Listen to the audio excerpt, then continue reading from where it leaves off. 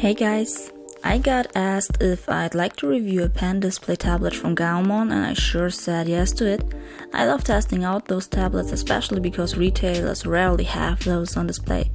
So I hope you like this small unboxing and time-lapse video that comes afterwards. And yes, I currently am totally into JoJo. So let's get some technical details first. This is a pen display tablet. You'll need to have it plugged into your computer. It's not something you can take along with you. Its size is 15.6 inches and it has a really slim body and it feels really light. There are 10 customizable shortcut keys, pen pressure of slightly over 8000 and the overall resolution is 16:9.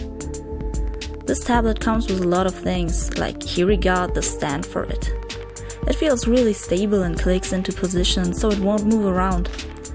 The only negative thing I have is that you need to trust that the rubber on the sides will keep your tablet in place, but I didn't have any problems with it sliding away while testing it out, so just to be safe, maybe add a rubber mat underneath. It comes with a 2-fingered glove, which unfortunately was still a little too big for me. I have really small hands, but it felt nice. The power plug can be switched out between the American and European version, as you can see here. The cables so far are pretty much your standard USB and HDMI ones, with 3 of them going into the side of the tablet and are all connected together.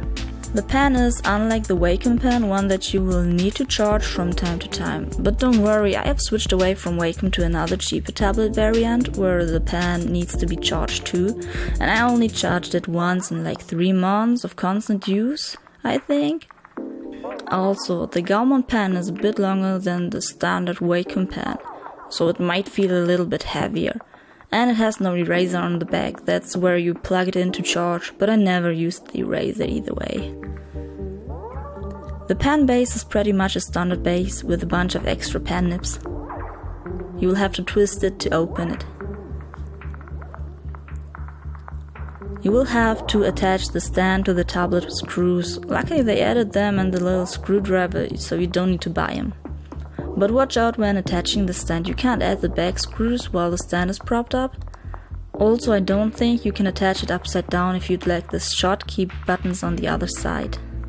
All in one, it feels very stable and has a nice touch to it. It's not too heavy and the cables can be easily connected and are attached to the side and not the bottom, luckily. So they will not bend or break. They gave a neat felt cover for the tablet too, if you want to take it somewhere with you, but unfortunately it won't fit with the stand attached, so you'll have to loosen it again before you can put it away.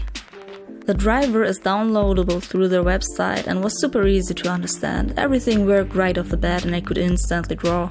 While trying it out, the first thing I was looking out for was if the pen would lag and make some small fish hooks if I would want to make quick strokes, or if the lines would get wobbly with long ones, but everything turned out as I would want it to.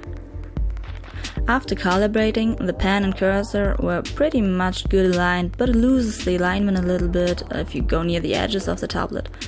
But that's what every tablet has I tested so far, even the Wacom. Maybe the newer ones don't have it, but it's not that big of a deal. Most of the time I am in the middle of the screen either way, so I wouldn't notice. The image itself was nice and crisp, but the contrast was a bit weak. That's something that's easily adjustable with the buttons on the side of the tablet.